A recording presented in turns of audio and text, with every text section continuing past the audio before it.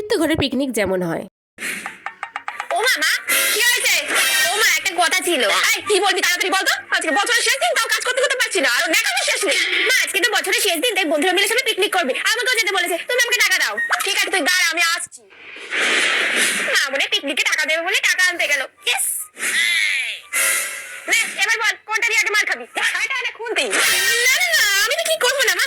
যা এখান থেকে, তোদের দালালি সত্য করে রেখেছে, ওটাই খেয়ে নি। রাতের বেলা পিকনিক করছে। বড়লোকদের ঘরের পিকনিক যেমন হয়। আমার একটা রিকোয়েস্ট আছে।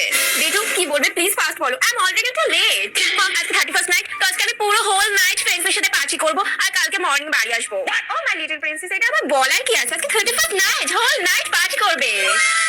ইনফ্যাক্ট আমিও আজকে যাচ্ছি ফ্রেন্ডসদের সাথে পার্টি করতে। আমি আজকে সারা রাত পার্টি করব, আর তোমার ড্যাডও আজকে সারা রাত পার্টি করবে। Oh wow mom. Okay mom, bye. আমি লেট হয়ে যাচ্ছি, তুমি পার্টিতে খুব এনজয় করো। ওকে ওকে।